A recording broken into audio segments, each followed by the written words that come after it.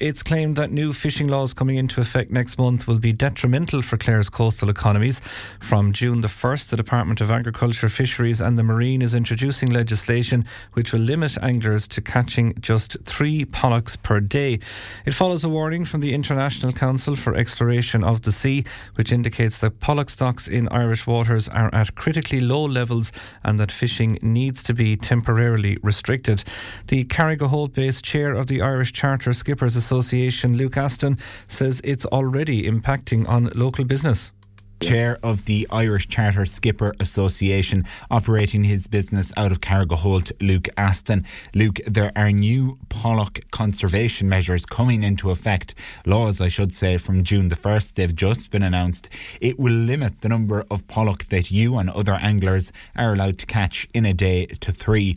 And I understand you have some concerns for what that will mean for the sector. Yes, that's right. It's 3 pollock per angler, and anglers are our business. Like, they come out on the boats all around the coast and pay us for us to bring them out, and they can fish from our boats.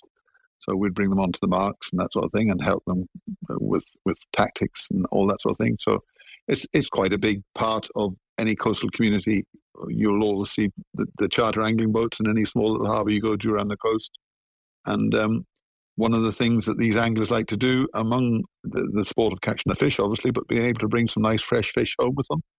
And this has been brought in under the guise of a conservation bylaw, but I've challenged Minister Dooley to come up with any study anywhere that shows that there's a conservation. There's a study that shows that there's any conservation in a bag limit when there's a commercial fishing for the same species.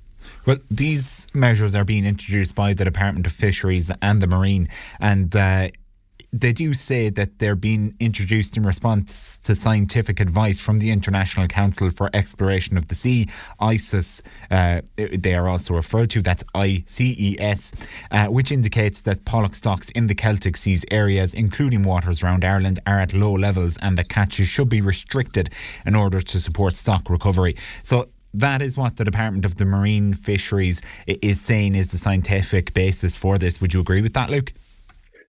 That is what they're saying. That, no, in fairness, that is what the EU is saying. That is what the bilateral agreement between the EU and the UK, that's what they came out with. They said that they blamed ISIS, and I'll read you the exact ISIS information. That this is actually on the quality of assessment from ISIS on the advice on pollock. The scale of recreational removals is estimated with considerable uncertainty. It is sensitive to the sampling coverage and methods, and particular, it goes into different technicalities, but it just goes on to say that actually we have some information about recreational fishing in pollock, but it's very, very uncertain, and there's, and then nowhere does it say that there should be a 3-bag limit. Does it recommend a 3-bag limit? It just says it needs to be brought into consideration. Well, and then you have the EU coming in, and we know under pressure from French commercial fishermen to bring in a bylaw, because the commercial fishermen in France don't want anybody else catching their fish, apparently, which is, the fish, which in this case would even be off the coast of Carrigaholt, like you're operating. Is that what you're saying? That all along the west coast of Ireland, a totally different area to. This area that they're talking about, ICES Area 7, goes right down to the Bay of Biscay. And we don't even know it's the same stock of pollock. It's been brought in at the behest of commercial interests in fishing. It's been brought in with absolutely no scientific backing that the 3 pollock bag limit has. There's nothing. I've challenged the Minister and the Department to come up with any study that shows a 3 pollock bag limit will have any conservation benefit while there is still a commercial fishing. And we've actually proposed conservation limits ourselves. We've said that we need a minimum size, we need a closed season, and that should be that should be for recreational fishing and for commercial fishing. If you want to protect a species, obviously you don't catch them during the spawning time. That's the number one conservation you can do. You don't bring in a totally artificial, unscientific, and then try and dress it up as some kind of conservation bylaw. It's very, very hard to take when it's destroying your business and a whole lot of people's businesses.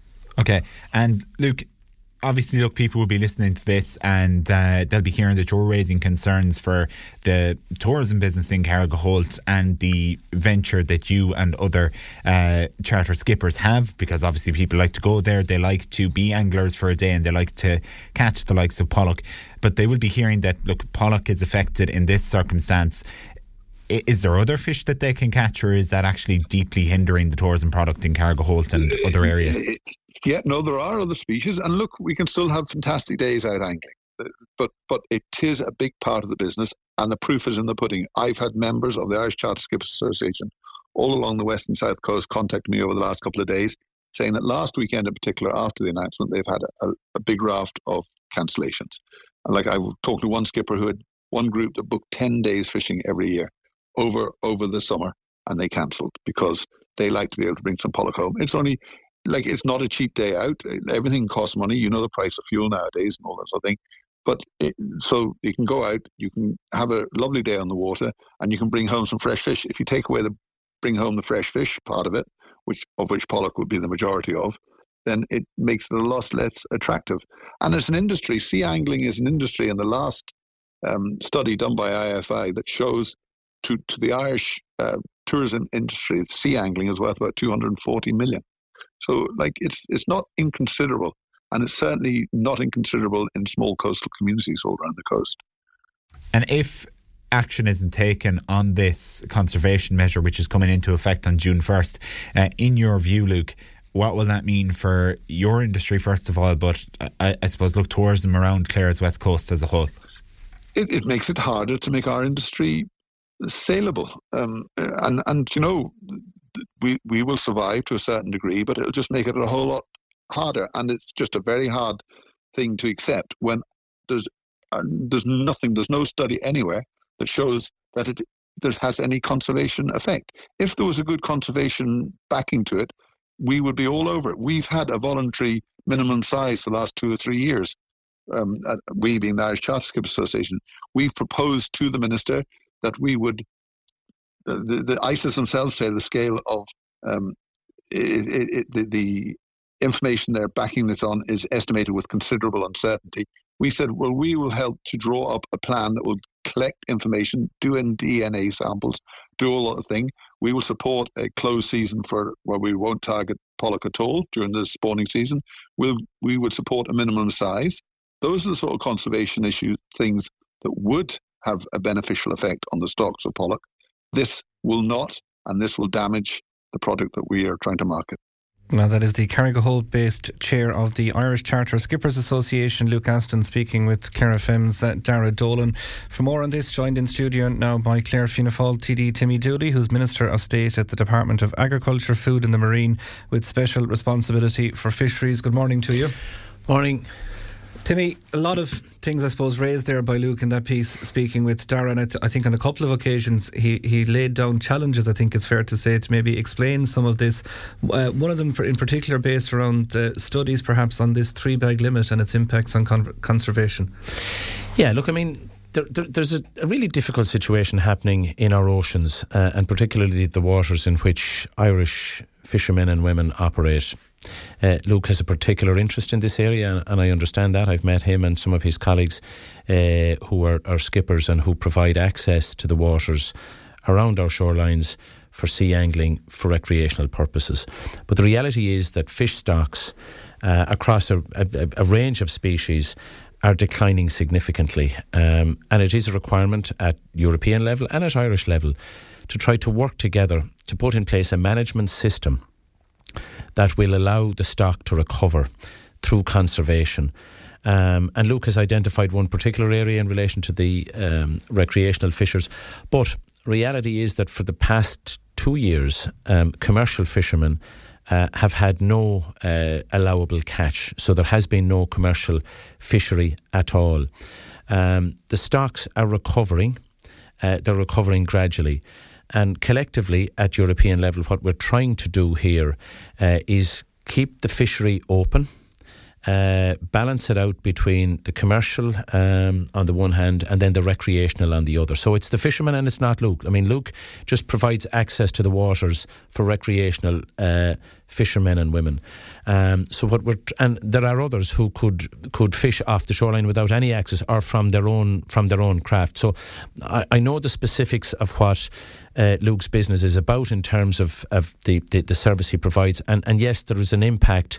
And there will be an impact on them in the short term.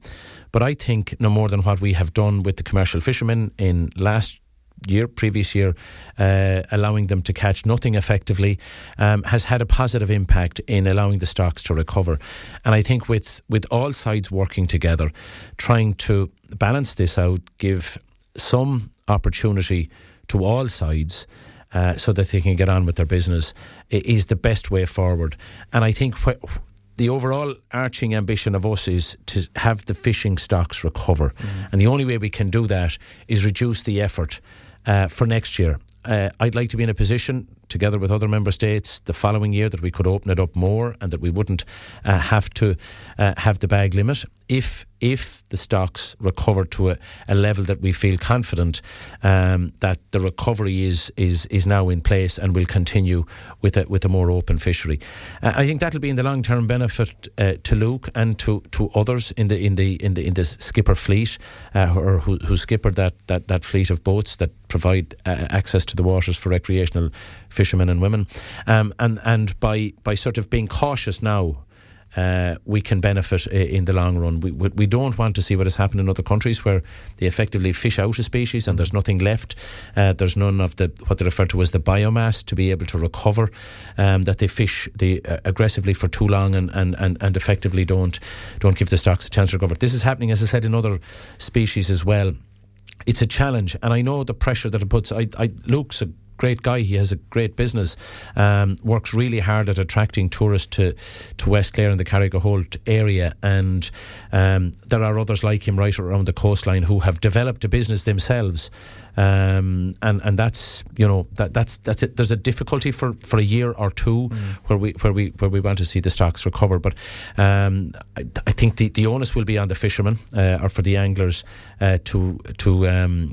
to address that limit and not breach it, and I'd be hopeful that in a relatively short period of time we can get back to an open fishery there. Yeah, I just want to ask that question. Is it something you see as having a particular time frame on it that it may ultimately kind of regenerate? Yeah, well, the science is, and I know that the data is sparse enough, but the way these sort of ISIS operate, they work on the precautionary principle that if they don't have good data, then they err on the side of caution to try to ensure that the stocks recover. That's in everybody's long-term interest. Now, people would have said to me even last year that they had seen considerable recovery in the Pollack stock, but yet the scientific advice wasn't really there yet in terms of capturing that data. So sometimes there's a bit of a lag before it comes back. But I mean, we look at the data. Of course, the department will, and departments right across the European Union, particularly those that have a fishing interest,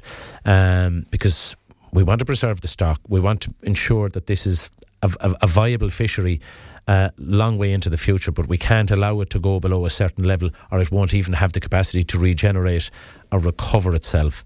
So we have to work through these difficult years. It's happening with mackerel, it's happening with blue whiting, and we have, through the introduction of quotas and the reduction in the amounts to catch, we're hoping that'll have the capacity to help recover. But there are other things that are happening on fishing stocks as well, and it's climate change is having an impact. As waters are warmer, fish stocks are moving more northerly and out of areas that we would generally target. But that also there's potential as well, because we see now coming into in some abundance, and Luke will be very familiar with this bluefin tuna that's coming into what would have been considered Irish waters in the past as a result of climate change, water warming. So there will always be opportunities there for that recreational angling sector. And what I'm trying to do is reduce somewhat the tension between the commercial fishermen and women who their entire livelihood is derived from fishing and the processing of say, Pollack as an example, and then sort of looking over at the recreational fishery and seeing recreational fishermen and women for whom it's a hobby, it's a sporting endeavour, and trying to manage that tension. But of course, behind the recreation for those recreational anglers is a business and a livelihood for which Luke represents. So it's about trying to manage all those competing interests, at the same time putting in place a management plan for the recovery of the stock that will provide a viable income for all concerned into the future. And that is challenging, and it's impacting, and I know Luke and I have had numerous conversations about this, it's impacting his and a number of others' businesses, but we've seen that happen on the commercial side previously as well.